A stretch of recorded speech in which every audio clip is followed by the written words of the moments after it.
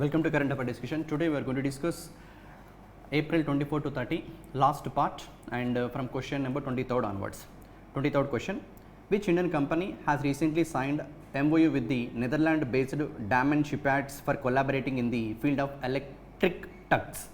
Electric tugs యొక్క purpose ఏంటంటే షిప్స్లో ఇన్ఫ్యాక్ట్ పోర్ట్స్లో షిప్స్ నుండి ఇంకొక షిప్కి లేకపోతే షిప్ని అన్లోడ్ చేయడానికి కానీ లోడింగ్ చేయడానికి కానీ హెవీ వెయిట్స్ని ఒక ప్లేస్ నుండి ఇంకో ప్లేస్కి మూవ్ చేసే వెహికల్స్ని ఎలక్ట్రిక్ టగ్స్ అంటాం. మనం రైల్వే స్టేషన్స్లో చూస్తూ ఉంటాం.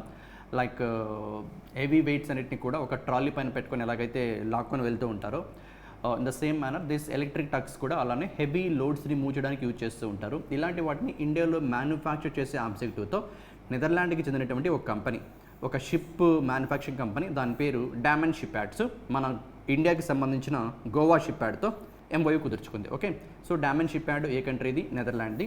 మన ఇండియన్ ఏ షిప్యార్డ్తో ఎంఓయూ కుదుర్చుకుంది అంటే Goa shipyard for manufacturing of electric tugs in India. That's all about this particular question. Right, moving to next question, 24th one. So రీసెంట్గా షాంఘై కోఆపరేషన్ ఆర్గనైజేషన్స్ కంట్రీస్, దీంట్లో నైన్ మెంబర్ కంట్రీస్ ఉన్నాయి, including India, Pakistan కూడా. Right, దీని head quarter Shanghai cooperation organisation బీజింగ్లో ఉంటుంది. That's fine. And this SCO 2001లో establish అయింది, whereas India 2017లో జాయిన్ అయింది అలాంగ్ విత్ పాకిస్తాన్ కూడా సేమ్ ఇయరే జాయిన్ అయింది. And no coming to this question point of view, SCO Shanghai cooperation organisation రీసెంట్గా డిఫెన్స్ మినిస్ట్రీస్ మీటింగ్ జరిగింది. ఎక్కడ జరిగిందంటే Kazakhstan, Astana is the capital of Kazakhstan, అక్కడ జరిగింది. In April 2024 India emphasised on the need to adopt a zero tolerance approach towards terrorism in all its forms for prosperity and development of the Shanghai Cooperation Organization member states. In which country was the SCO meeting was held? Right, yes, Kazakhstan, Asthana. That's okay. ఈ మీటింగ్లో మన Indian defence secretary participate చేశారు, minister కాదు, secretary. చెప్పింది ఏంటంటే టెర్రరిజంకి zero tolerance అన్నట్టు, అంటే టెర్రరిజంని encourage చేయకుండా ఆల్ కంట్రీస్ అన్నీ కూడా కలిపి కంబైన్డ్గా వర్క్ చేయాలని చెప్పి మన ఇండియన్ వాయిస్ని ప్రజెంట్ చేయడం జరిగింది. And this SCO member countries ఏవి అని చూస్తే ఒకసారి ఇక్కడ, if you look at the all 9 member countries, రీసెంట్గా జాయిన్ అయింది అయితే Iran, and apart from that Pakistan, India, Russia, China. ఈ 4 countries, Pakistan, India, Russia, China. If you look at all country names here, పాకిస్తాన్తో ఎండింగ్ అయ్యే కంట్రీస్ ఒక 5 ఉన్నాయి. టజకిస్తాను, ఉజ్బెకిస్తాను, కజకిస్తాను, Kyrgyzstan. Okay, PTUK² లాగా Pakistan, Tajikistan, Uzbekistan, Kazakhstan, Kyrgyzstan. Next India, Russia, China. రీసెంట్గా జరిగిన country Iran. And very head quarter of SCO అంటే Beijing, చైనాలో ఉంటుంది. Okay, that's all about this particular question. So ఈ క్వశ్చన్లో ఏముందంటే రీసెంట్గా 24th కంట్రీకి సంబంధించి 24th question. Right, 24th question ఏంటి? In the month of April, India emphasized on the need to adopt a zero tolerance approach toward terrorism in all its forms for prosperity and development of the SCO member states. In which country was the meeting was held? That is, SCO meet was held. It is in Tajikistan. In fact, Kazakhstan, Astana. And member countries ఏంటి అంటే స్థాన్తో end అయ్యే countries ఒక 5 ఉన్నాయి. Pakistan, Tajikistan, Uzbekistan, Kazakhstan, Kyrgyzstan, India, China, Russia. And రీసెంట్గా join అయిన country Iran. Okay, that's all about this particular thing. India ఎప్పుడు join అయిందంటే 2017లో, ఎస్సీఓ ఎప్పుడు ఫామ్ అయిందంటే 2001లో. Right, move to next one, question number 25th one. Yeah, ఎనిమికి enemy friend అయినట్టు ఇండియాకి పాకిస్తాన్కి పడదు కాబట్టి, ఇండియాకి చైనా కూడా పడదు కాబట్టి, కోల్డ్ వార్ జరుగుతుంటుంది కాబట్టి, సో పాకిస్తాన్కి రీసెంట్గా చైనా వాళ్ళ టెక్నాలజీకి సంబంధించినటువంటి this thing. Look at here, China launched its Shenzhou 18 space craft, also known as the divine vessel. About the launch long march 2F rocket with 3 astronauts to its space station, Tiangong space station. Fine, that information for upcoming క్వశ్చన్కి వస్తుంది. ఇక్కడ question ఏంటంటే రీసెంట్గా China వాళ్ళ space station, ఈ క్వశ్చన్లో మీరు గుర్తుపెట్టుకోవాల్సిన పాయింట్, చైనాకి సంబంధించిన స్పేస్ స్టేషన్ పేరేంటి? మన ఇండియాకి స్పేస్ స్టేషన్ ఇప్పటివరకు లేదు. అంటే స్పేస్లో స్పేస్ స్టేషన్ ఒకటి కన్స్ట్రక్ట్ చేసి ఎర్త్ని అబ్జర్వ్ చేస్తూ ఉంటారు ఆల్ ద టైమ్. అలాంటి స్పేస్ స్టేషన్ మనకి ఇంకా లేదు. 2035కి కన్స్ట్రక్ట్ చేయాలని చెప్పి టార్గెట్లో ఉన్నాం. రష్యాకు ఉంది, అమెరికాకు ఉంది, అండ్ చైనా కూడా ఉంది. వాళ్ళ స్పేస్ స్టేషన్ నేమే తియాంగాంగ్ స్పేస్ స్టేషన్. ఈ తియాంగాంగ్ స్పేస్ స్టేషన్కి కొత్త న్యూ క్రూ మెంబర్స్ని ఈ రాకెట్ ద్వారా పంపడం జరిగింది షెంజో 18 స్పేస్ క్రాఫ్ట్ ద్వారా, right. And also known as this is the vessel name, divine vessel. So ఈ క్వశ్చన్లో సింపుల్గా గుర్తుపెట్టుకోవాల్సిన statement, what is the space station name of China? Tiangong space station. ఇప్పుడు ఆల్రెడీ ది స్పేస్ స్టేషన్లో షెంజో 17 టీం వర్క్ చేస్తుంది, and ఇప్పుడు షెంజో 18 team వెళ్ళాక వాళ్ళు ఎర్త్పైకి వచ్చేస్తారు, వీళ్ళు 6 months అక్కడ వర్క్ చేస్తారు. Okay, right. So that's the thing. Question number 25. Next question number 26. Which company has recently launched India's first upgradable automated teller machine? What it means upgradable automated teller machine? ఒకే మిషన్ని, ATM మిషన్ని cash deposit మిషన్గా as well as cash withdrawal. నార్మల్గా మనం ATM అంటే money withdrawal చేస్తూ ఉంటాం, but కొన్ని ATMs only money withdrawal feature ఉంటాయి అండ్ మనీ డిపాజిట్ ఫీచర్ ఉండవు. ఇప్పుడు కొత్తగా వాటిని అప్గ్రేడ్ చేయాలంటే ఆ మెషిన్ ప్లేస్లో కొత్త మెషిన్ని ఇన్స్టాల్ చేయాలి. బట్ ఈ ఏటీఎం యొక్క స్పెషాలిటీ ఏంటంటే ఇనిషియల్లీ దీన్ని క్యాష్ విత్డ్రాల్ మెషిన్ కానీ వాడుకోవచ్చు, క్యాష్ విత్డ్రాల్ మెషిన్గా వాడుకోవచ్చు. ఫ్యూచర్లో ఎప్పుడైనా క్యాష్ డిపాజిట్ మెషిన్గా కూడా అప్గ్రేడ్ చేయాలనుకుంటే కూడా చేయొచ్చు. అలా ఒకే మెషిన్లో క్యాష్ విత్డ్రాల్కి, క్యాష్ డిపాజిట్కి ఫ్యూచర్ని యాడ్ చేస్తూ ఫస్ట్ టైము అప్గ్రేడబుల్ ఏటీఎంని ఇండియాలో లాంచ్ చేసినటువంటి కంపెనీ ఏది అంటే Hitachi payment services private limited. This one Hitachi, ఇది ఒక వైట్ లేబుల్ ఏటీఎం. మన ఇండియాలో 4 వైట్ లేబుల్ ఏటీఎం ఆపరేటర్స్ ఉన్నారు. Tata communications payment solutions limited వాళ్ళది Indicash, and one India payments private limited వాళ్ళది one India, and Hitachi payment services private limited వీళ్ళది money spot. ఇవన్నీ white label ATMs names నేను చెప్తోంది, money spot. And one more thing, that Vakrangee payments private limited వాళ్ళ ATM పేరు Vakrangee కేంద్రాస్. So ఈ 4 white label ATM ఆపరేటర్స్లో ఒకటైన Hitachi payment services private limited ఏం launch చేసిందంటే అప్గ్రేడబుల్ ఏటీఎంని లాంచ్ చేసింది. అంటే ఇనిషియల్గా క్యాష్ విత్డ్రాల్ మెషిన్గా వాడుకోవచ్చు, ఫ్యూచర్లో ఎప్పుడైనా అవసరమైతే క్యాష్ డిపాజిట్ మెషిన్ కూడా యూజ్ చేసుకోవచ్చు. ఫర్ ద ఫస్ట్ టైం ఇలాంటి కైండ్ ఆఫ్ ఏటీఎంని లాంచ్ చేయడం.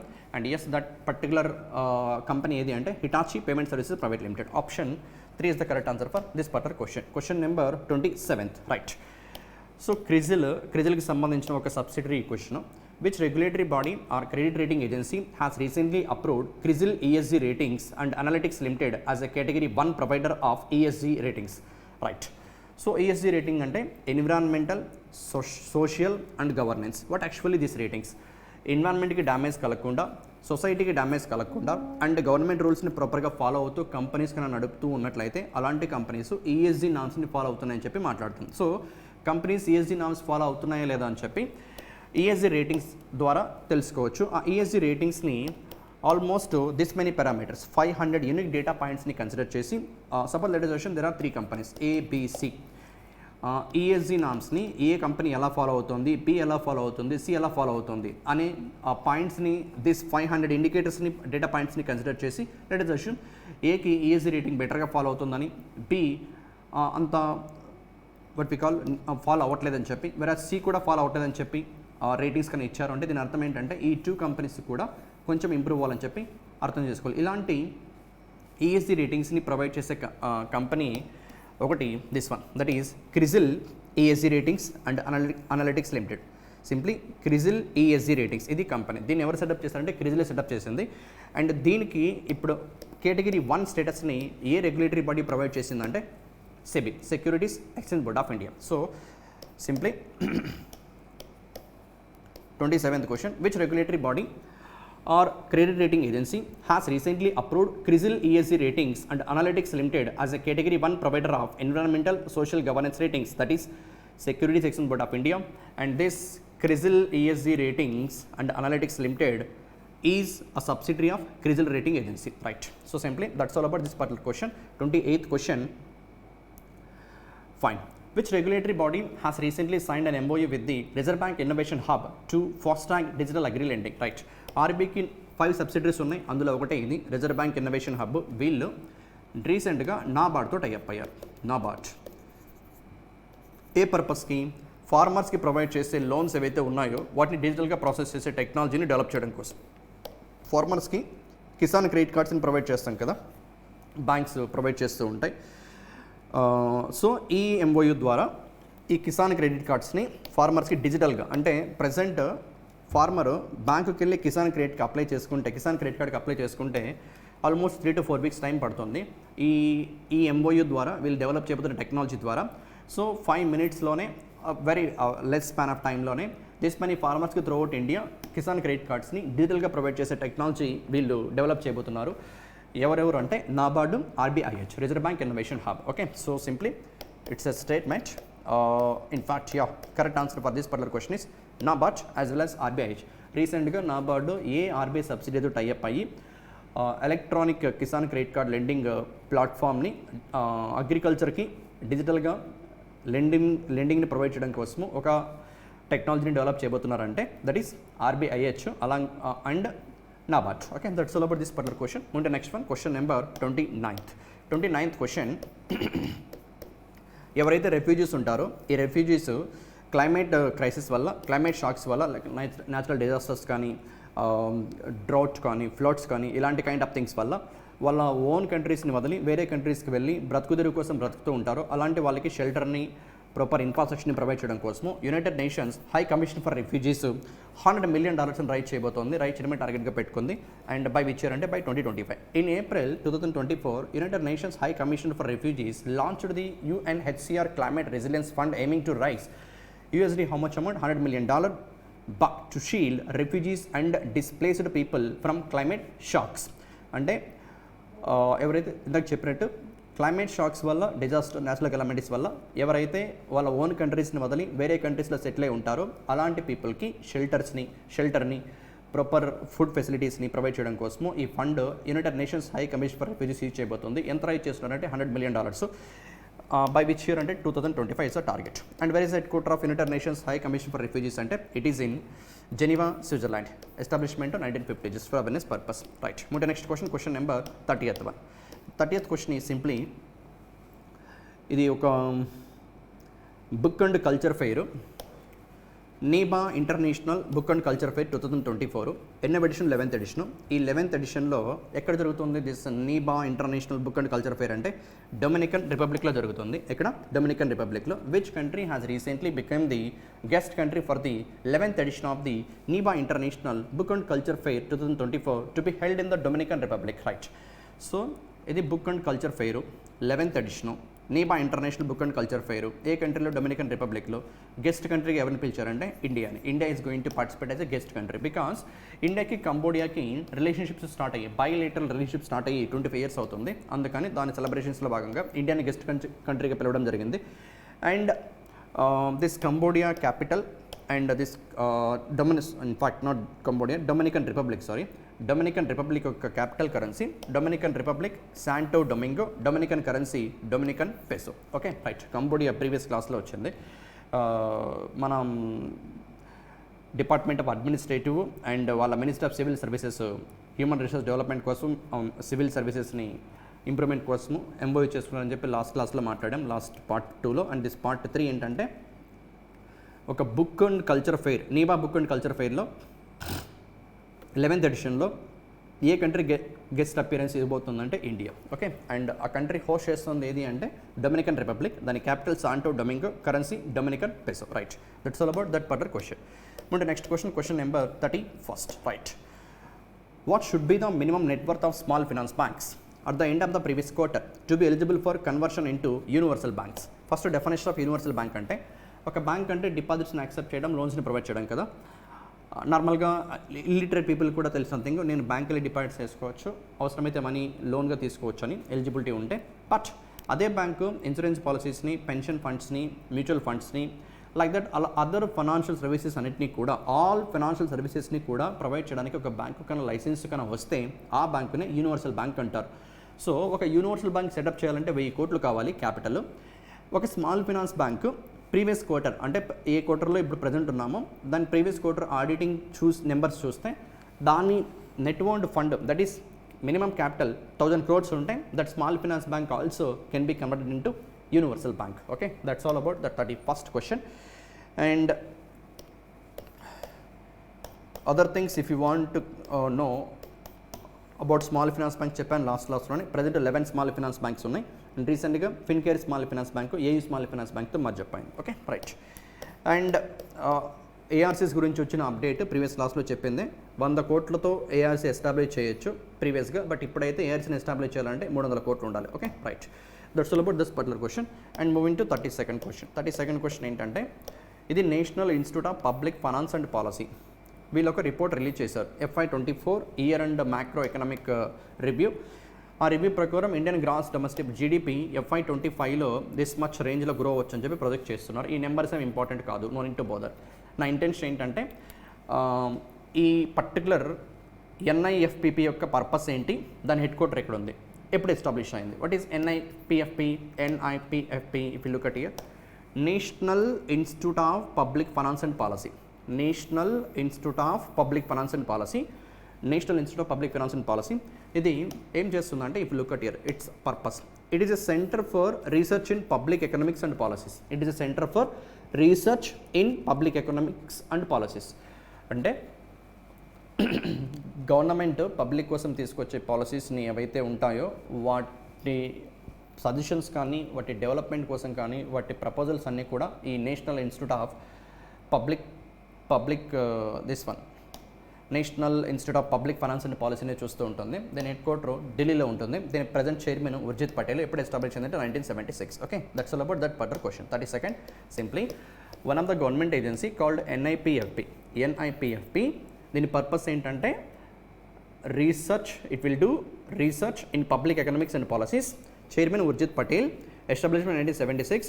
FY25 their production India may grow at that much percentage, not that much important that figures, but my intention, where is the headquarter of NIPFP? It is in New Delhi. Okay, that's all about the 32nd question.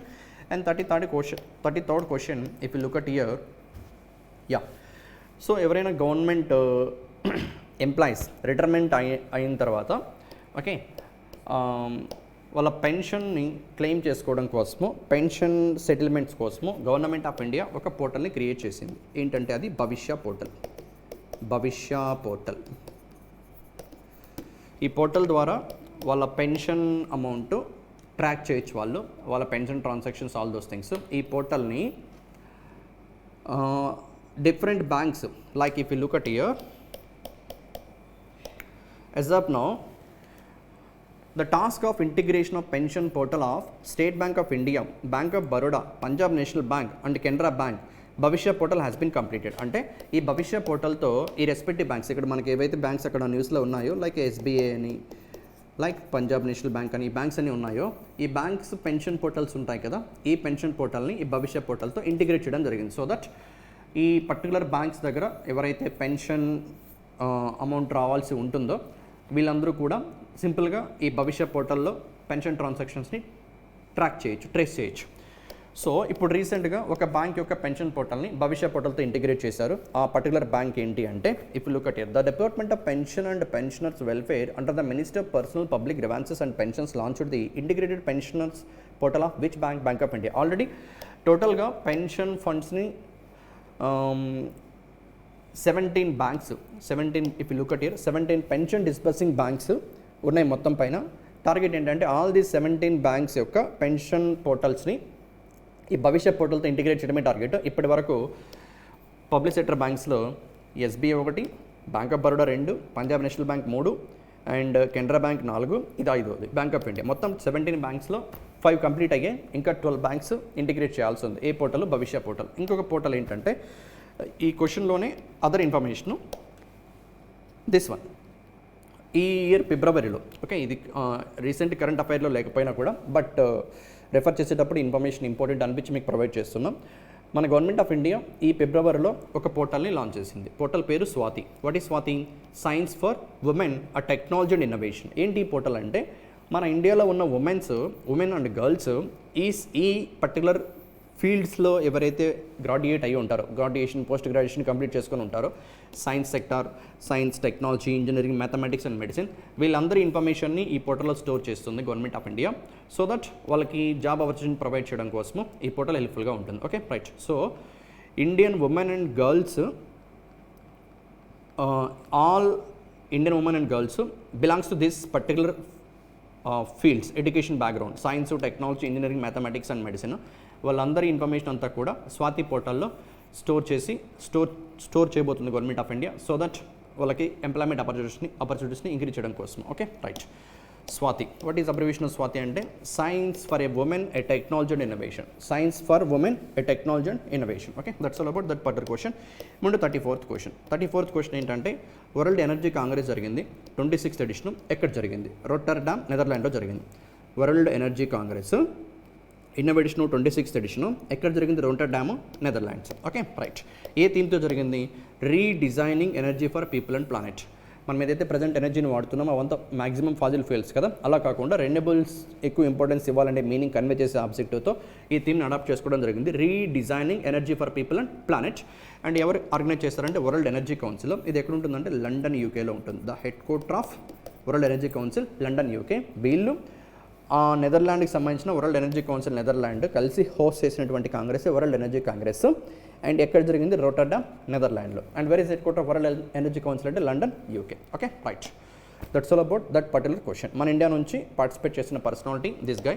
During a panel discussion in the new interdependencies trust security and climate resilience, Pradeep Kumar Das, chairperson managing director of Indian renewable energy development agency limited, Indian representation చేశారు. And ambassador of India to the Netherland ఎవరంటే mister and missus Reenat Sandhu. Okay, Reenat Sandhu.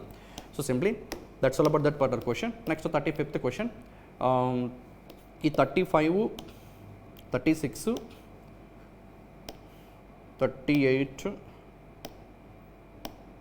All these questions అన్నీ కూడా ఒకే ఇన్ఫర్మేషన్కి సంబంధించినటువంటి questions. Let me give a clarity. FPI, foreign portfolio investment. వీళ్ళు Indian debt మార్కెట్లో invest చేయాలంటే, డెట్ అంటే బాండ్ మార్కెట్లో, బాండ్ మార్కెట్లో ఇన్వెస్ట్ చేయాలంటే 3 రూట్స్ ఉన్నాయి. Fully accessible route, voluntary retention route, and mid term framework, medium term framework. Medium term framework 3 routes ఉన్నాయి. ఈ ఫస్ట్ రూట్ ఏంటంటే ఫుల్లీ యాక్సెసిబుల్ రూట్ ఏంటంటే స్పెసిఫైడ్ గవర్నమెంట్ సెక్యూరిటీస్లో మాత్రమే ఇన్వెస్ట్ చేయాలి. స్పెసిఫైడ్ గవర్నమెంట్ సెక్యూరిటీస్లో like with maturities of 5 years, 10 years, 15 years, 7 years, 14 years like that. ఇలా RBI ఏ government సెక్యూరిటీస్ని అయితే స్పెసిఫైడ్ గవర్నమెంట్ సెక్యూరిటీస్గా క్లాసిఫై చేసి పెట్టుంటుందో ఆ పర్టికులర్ స్పెసిఫైడ్ గవర్నమెంట్ సెక్యూరిటీస్లో ఈ మెథడ్లో ఇన్వెస్ట్ చేయొచ్చు without any upper limit, no maximum limit. ఎంత అమౌంట్ అయినా ఇన్వెస్ట్ చేసుకోవచ్చు, నో మ్యాక్సిమం లిమిట్. దేంట్లో? ఫుల్ యాక్సెసిబుల్ రూట్లో, FPS. ఏ మార్కెట్లో? డెట్ మార్కెట్లో. But voluntary retention route and medium term framework ఇవేంటంటే వీటి గురించే చూద్దాం ఒకసారి. Right. First of all let me come across this 35th question. FPI investment where in debt market. Foreign portfolio investors can invest in government securities as well as corporate bonds అంటే debt market, రెండు కలిపి debt market through 3 channels చెప్పాను ఇందాక. What are the? Medium term framework ఒకటి, VRR ఒకటి, voluntary retention route ఒకటి, next ఇంకోటి fully accessible route ఒకటి. అవి ఏ ఇయర్స్లో ఇంట్రడ్యూస్ చేశారో కూడా ఇచ్చాను ఇక్కడ. మీడియం టర్మ్ ఫ్రేమ్వర్క్ 15లో, 2019 VRR అండ్ 2020లో fully accessible route. What is fully accessible route? ఇందాక చెప్పినట్టు currently all central government securities with this much maturities 5 years, 10 years and 30 years tenors are categorized as I said earlier specified securities under the FAR in order to increase the choice of government securities available for investment by non-resident investors under the FAR as also to augment liquidity across the sovereign yield curve. It has been decided that recently even 7 years, 14 years tenors also including this much rate of interest will be designated as specified securities under FAR. So simple ga foreign investments ni government securities lo with that much maturities unde government securities lo attract cheyadam kosamu fully accessible route ni RBI introduce chesindi and ee FAR lo etuvanti upper limits lekunda enta amount ani invest chesukochu FPIs. Okay, right. Next and ఇప్పుడు current affair thing ఇది FPI limit in government securities unchanged at 6% of outstanding stocks of securities RBI. ఇది మళ్ళీ మాట్లాడదాం ఒకసారి. First VRR కూడా complete చేద్దాం. Okay, right. VRR and medium term framework both complete అయ్యాక 36th క్వశ్చన్కి వద్దాం. What is medium term framework? Medium term framework ఏంటంటే చూస్తే FPIs in central government securities and state government securities was introduced in 2015 as part of the macro prudential framework under the MTF. FPIs can invest in corporate debt instruments with a residual maturity of at least 1 year. What is medium term framework అంటే, medium term framework one వర్డ్లో చెప్పాలంటే, foreign portfolio ఇన్వెస్టర్సు central government సెక్యూరిటీస్లో అయినా, state development లోన్స్లో అయినా, corporate బాండ్స్లో అయినా invest చేసుకోవచ్చు. But condition at least maturity 1 year అన్నా ఉండాలి, 1 year maturity అన్నా ఉండాలి. Okay, that is medium term framework. నేమే చెప్తుంది మీడియం టర్మ్ అన్నట్టు. అప్ టు 1 year అయినా అట్లీస్ట్ స్టే చేయాల్సి ఉంటుంది. వీటిలో ఇన్వెస్ట్ చేయొచ్చు, ఏదో central government, state development loans, అవి కూడా state government securities, and even corporate company issue చేసే బాండ్స్. వెరాస్ విఆర్ఆర్ చూస్తే ఒకసారి ఇక్కడ, voluntary retention route encourages foreign portfolio investors to undertake long term investment. Previous ఏంటి మీడియం టర్మ్ కదా, but VRR ఏ పర్పస్కి, long term investment, both central government securities and corporate bonds విఆర్ఆర్లో. And దీంట్లో యాక్చువల్గా aim ఏంటి, again same, the main aim of the voluntary retention route is to attract long term and stable FPI investments in India's debt markets while providing FPIs with the operational flexibility to manage their investments. And ఎవరు invest చేయొచ్చు అంటే, if you look at here, invest through this channel, any entity registered as FPA with SEBI. సెబీతో register అయి ఉన్న ఏ FPI అయినా, ఏ foreign portfolio invest అయినా ఇన్వెస్ట్ చేయొచ్చు. అండ్ వీఆర్ఆర్ ఎప్పుడు ఇంట్రడ్యూస్ చేస్తారో that's okay. And how VRR beneficial for investors అంటే, like if you look at here, the investments made by the investors through VRR are free of the macro prudential and other regulatory prescriptions. These are only applicable to FPI investments in India's debt markets only. However, the time limit is 3 years as decided by the central bank. RBI time to time decide చేస్తూ ఉంటుంది, అది 3 years ఉంది. Next, that's for time period, minimum 3 years అని ఇందాకే చెప్పాం. And RBI action చేసేటప్పుడే decide చేస్తుంది. What is the maximum amount that can be invested by FPIs through VRR. ఎంత అమౌంట్ ఇన్వెస్ట్ చేయొచ్చు అంటే, ఇది ప్రీవియస్ ఫిగర్, ఇది అప్డేట్ అయిన ఫిగర్, అండ్ రీసెంట్ ఇంకా అప్డేట్ చేసింది ఆర్బీఐ, దాన్ని 2,50,000 crores.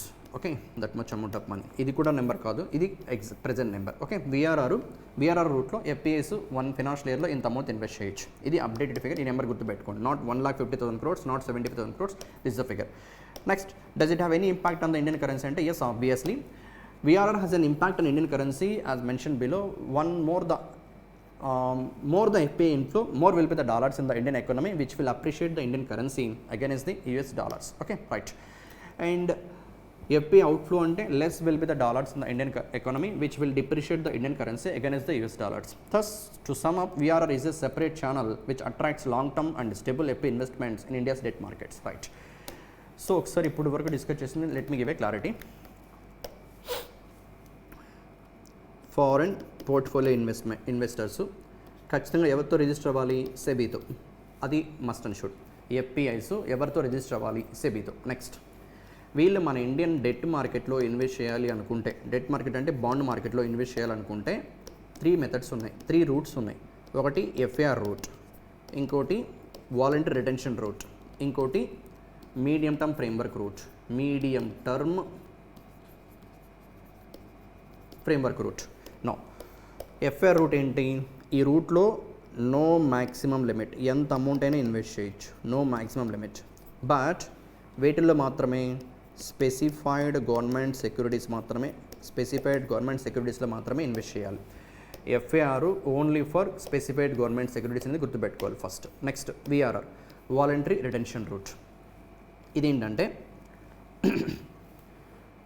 మినిమం 3 years ఇన్వెస్ట్ చేయాలి. ఆఫ్టర్ దట్ వాళ్ళ ఇష్టం, ఎన్ని ఇయర్స్ అని ఇన్వెస్ట్ చేయొచ్చు. అండ్ ఈ VRRలో మ్యాక్సిమం లిమిట్ పర్ ఇయర్, ఇక్కడ ఏ లిమిట్ లేదని చెప్పా కదా, ఇక్కడ 2,50,000 crores వరకు ఇన్వెస్ట్ చేసుకోవచ్చు. అంటే ఇప్పుడు ఆస్ట్రేలియా నుంచి వస్తారు, అమెరికా నుంచి వస్తారు, ఆర్ఎల్స్ ఇంగ్లాండ్, జర్మనీ, ఇలాంటి అదర్ కంట్రీస్ నుంచి వచ్చి ఇన్వెస్ట్ చేస్తూ ఉంటారు కదా.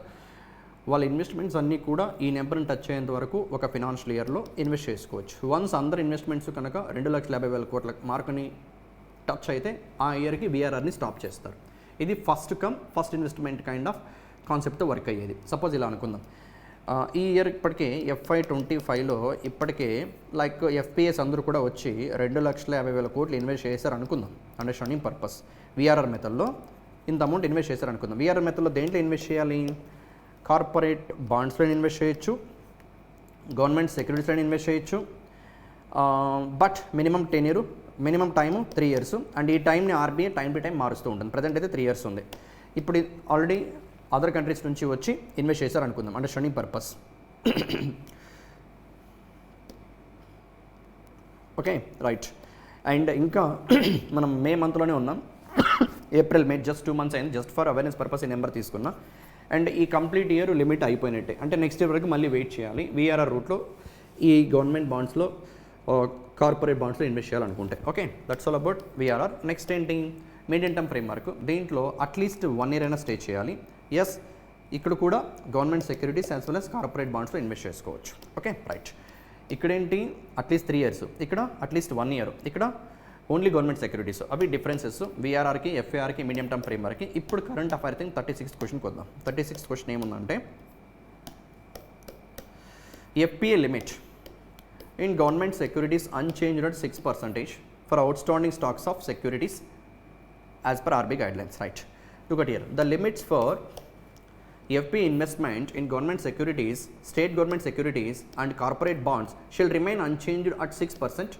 అంటే సెంట్రల్ గవర్నమెంట్ సెక్యూరిటీస్కి 6%, స్టేట్ గవర్నమెంట్ సెక్యూరిటీస్కి 2%, కార్పొరేట్ బాండ్స్కి 15% respectively of the outstanding stocks of securities for FY25. అంటే what actually this mean, FY25 ఇంకా జరుగుతోంది, ఇయర్ కంప్లీట్ అవ్వాల. ఈ FY25లో ఎఫ్పిఐస్ ఎంతైతే ఇన్వెస్ట్ చేస్తారో మన ఇండియన్ మార్కెట్లో 100 రూపీస్ ఇన్వెస్ట్ చేస్తారు అనుకుందాం. ఆ 100లో మ్యాక్సిమం లిమిట్ సెంట్రల్ గవర్నమెంట్ సెక్యూరిటీస్లో 6%, అంటే ప్రతి 100 రూపాయల్లో 6 రూపాయలు సెంట్రల్ గవర్నమెంట్ సెక్యూరిటీస్లో, అండ్ 2 రూపాయలు స్టేట్ డెవలప్మెంట్ లోన్స్లో, 15 రూపీస్ కార్పొరేట్ బాండ్స్లో. రిమైనింగ్ అమౌంట్ ఏదైతే ఉందో that is simply this numbers 23 rupees పోగా 877 రూపీస్ ఈక్విటీస్లో ఇన్వెస్ట్ చేసుకోవచ్చు స్టాక్స్లో, బట్ మ్యాక్సిమం 23 రూపీస్ వరకు మాత్రమే కార్పొరేట్ బాండ్స్లో ఇన్వెస్ట్ చేసుకోవచ్చు అని చెప్పి ప్రీవియస్ ఉన్న ఇయర్ లిమిట్స్ని సేమ్ అదే ఫిగర్స్ని ఆర్బీఐ అప్డేట్ చేయడం జరిగింది. Okay, that's all about this particular question.